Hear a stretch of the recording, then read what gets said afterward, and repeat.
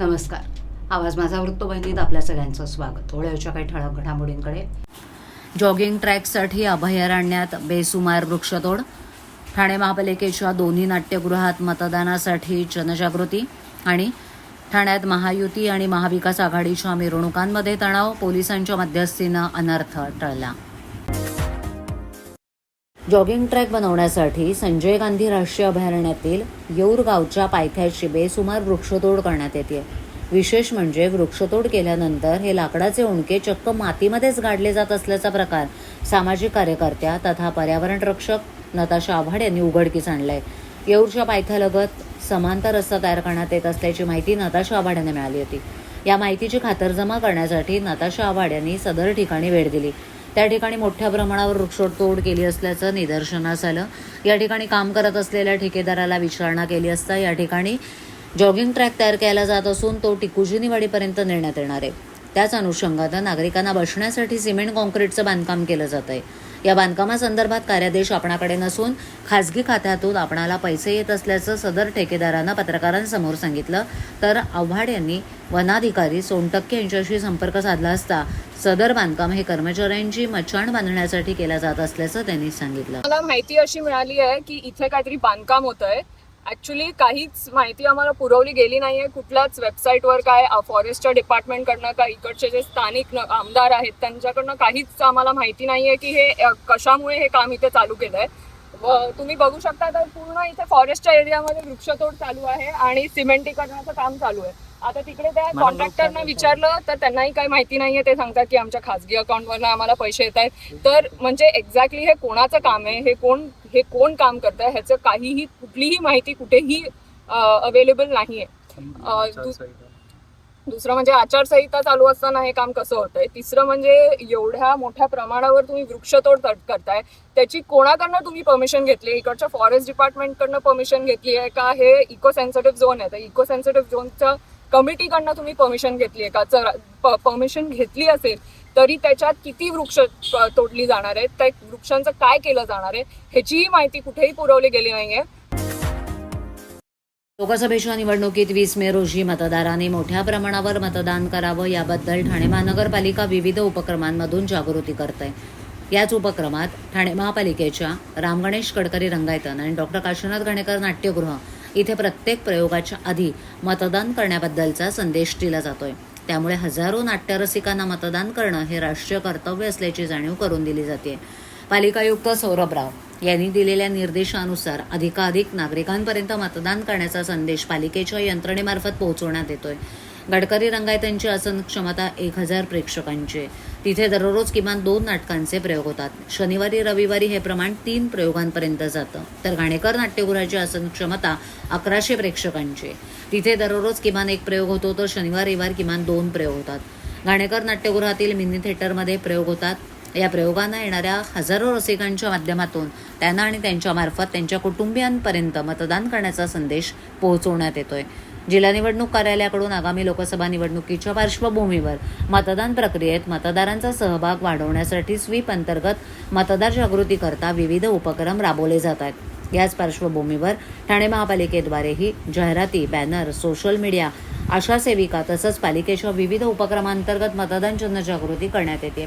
पालिकेनं मतदान यंत्रांची प्रतिकृती असलेले मॅस्कॉटही तयार केलेत. त्याचबरोबर मिनी मॅरेथॉन आणि फ्लॅश मॉबच्या माध्यमातूनही मतदान जागृतीचा संदेश देण्यात येतोय. प्रचारासाठी उमेदवारांना शेवटचा रविवार मिळाला असल्यानं मिरवणुकांच्या माध्यमातून जोरदार शक्ती प्रदर्शन करण्यात आलं. राजकीय वातावरण तापलं असतानाच आज ठाण्यातील वर्तकनगर भागात महायुती आणि महाविकास आघाडीच्या उमेदवारांच्या मिरवणुका 2 वेळेला समोरासमोर आल्या. यावेळेला जोरदार शक्ती प्रदर्शन आणि घोषणाबाजी झाल्यानं काही काळ वातावरण तंग झालं होतं. मात्र राडा होण्याआधीच पोलिसांनी मध्यस्थी केल्यानं पुढील अनर्थ टळला. ठाण्यात महायुतीचे उमेदवार नरेश म्हस्के आणि महाविकास आघाडीचे उमेदवार खासदार राजन विचारे यांच्या प्रचारार्थ सकाळपासूनच शहरात भव्य मिरवणुका काढण्यात आल्या. मात्र या प्रचार मिरवणुका एकदा नव्हे तर 2 वेळेला समोरासमोर आल्यानं तणाव निर्माण झाला होता. शिवसेना शिंदे गटाचे उमेदवार नरेश म्हस्के यांची मिरवणूक लोकमान्य नगरवरून वर्तकनगर नाका इथे पोहोचली. त्याच वेळेला शिवसेना ठाकरे गटाचे उमेदवार खासदार अजय विचारे यांची रॅली वर्तकनगर पोलीस ठाण्याच्या दिशेकडून वर्तकनगर नाक्यावर आली. एकमेकांसमोर मिरवणुका येताच दोन्ही गटाच्या कार्यकर्त्यांकडून प्रचंड घोषणाबाजी करण्यात आली. घोषणाबाजीतच दोन्ही मिरवणुकांनी आपला पुढचा रस्ता धरला. पण भीमनगरला पुन्हा दोन्ही गट समोरासमोर आले. येथील भारतरत्न डॉक्टर बाबासाहेब आंबेडकरांच्या पुतळ्याला हार घालण्यासाठी दोन्ही गटाचे पदाधिकारी कार्यकर्ते आले होते. यावेळीही त्यांनी घोषणाबाजी करत शक्ती प्रदर्शन करण्याचा प्रयत्न केला.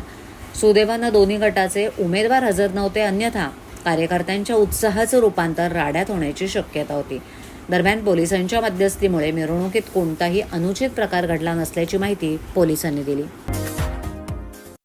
यंदाच्या लोकसभा निवडणुकीसाठी मुद्दाच नसल्याचं मत मांडत ठाणे जिल्ह्यात मोठ्या प्रमाणात येणाऱ्या परप्रांतीयांच्या लोंढ्याचा मुद्दा महाराष्ट्र नवनिर्माण सेनेचे अध्यक्ष राज ठाकरे यांनी रविवारी कळवा येथील सभेत बोलताना मांडला.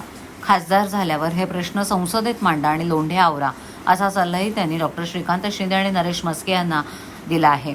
ठाणे लोकसभा मतदारसंघातील शिंदेंच्या शिवसेनेचे उमेदवार नरेश म्हस्के आणि कल्याण लोकसभा मतदारसंघातील शिंदेंच्या शिवसेनेचे उमेदवार डॉक्टर श्रीकांत शिंदे यांच्या प्रचारासाठी मनसे अध्यक्ष राज ठाकरे यांनी रविवारी कळवा येथे जाहीर सभा घेतली. आतापर्यंत आणीबाणी, बोफर्स, कांदा, बाबरी मस्जिद, विदेशी महिला, शायनिंग इंडिया अशा मुद्द्यांवर लोकसभेच्या निवडणुका झाल्या. 2014 आणि 19मध्ये मोदी आणि पुलवामा मुद्द्यांवर निवडणुका पार पडल्या. यंदा निवडणुकीत मुद्दाच नसल्यामुळे आई बहिणींचा उद्धार केला जात असल्याचं मत राज ठाकरे यांनी व्यक्त केलं. लोकसंख्येच्या आधारावर पालिकांची निर्मिती केली जाते. ठाणे जिल्ह्यात बाहेरील राज्यातून येणाऱ्यांचं सर्वाधिक प्रमाण आहे. त्यामुळे राज्यातील एकट्या ठाणे जिल्ह्यात 7 महापालिका आहेत, तर इतर जिल्ह्यात केवळ एकच महापालिका आहे. देशातील ठाणे हा एकमेव असा जिल्हा आहे की इथे परराज्यातून येणाऱ्या लोंढ्यांचं प्रमाण सर्वाधिक आहे. या जिल्ह्यांमध्ये किती माणसं आली आणि किती माणसं येत आहेत त्याचा अंदाज नाही. आधीच ठाणे जिल्ह्यातील सगळ्या महापालिका विस्कटल्या आहेत. त्यात लोंढे वाटत राहिले तर त्या अजून विस्कटून जातील आणि मूळच्या माणसांच्या हाताला काहीच लागणार नाही असं ते म्हणाले.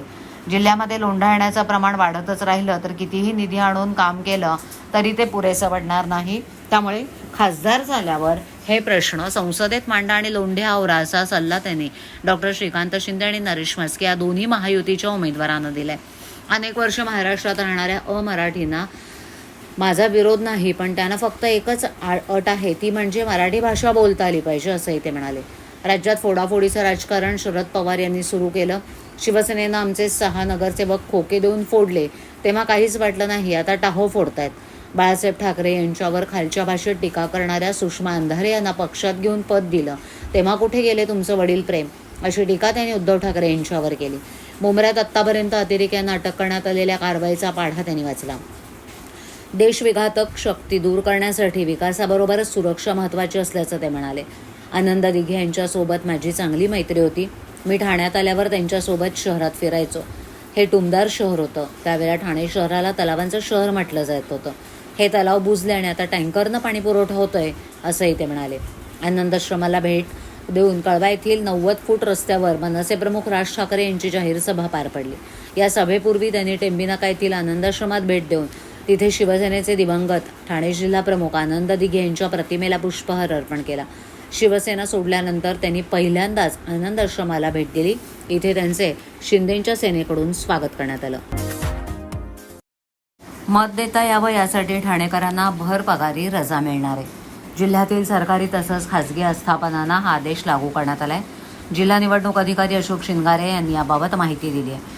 ठाणे जिल्ह्यातील ठाणे, भिवंडी आणि कल्याण लोकसभा मतदारसंघासाठी 20 मे रोजी मतदान होईल. प्रत्येक मतदाराला मतदान करता यावं यासाठी भर पगारी रजा देण्यात यावी असे आदेश जिल्हाधिकाऱ्यांनी दिले आहेत. नोकरीनिमित्त अन्य जिल्ह्यात असलेल्या पण ठाणे जिल्ह्यातील मतदार यादीत नाव असलेल्या सर्व नागरिकांना हा नियम लागू आहे. मुंबईत लोकलच्या सिग्नल यंत्रणेमध्ये झालेल्या बिघाडामुळे सकाळी सकाळी कामाच्या ठिकाणी जाणाऱ्या चाकरमान्यांचे तसंच विद्यार्थ्यांचे हाल झाल्याचं पाहायला मिळालं.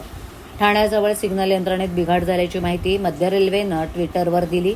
या बिघाडामुळे कल्याण ते कुर्ला या दरम्यानच्या लोकल सेवेवर मोठा परिणाम झाला.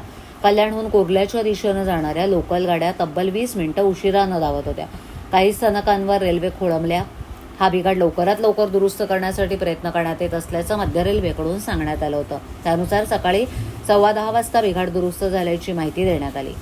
सोमवारी सकाळी नेहमीप्रमाणे आपल्या कामासाठी जाण्यासाठी मोठ्या संख्येनं चाकरमानी मुंबईच्या दिशेनं निघाले होते. ठरल्याप्रमाणे त्यांनी नेहमीची वेळची लोकलही पकडली, पण ठाण्याजवळ सिग्नल यंत्रणेत बिघाड झाल्यामुळे अनेक लोकल गाड्या ट्रॅकवर थांबून राहिल्या.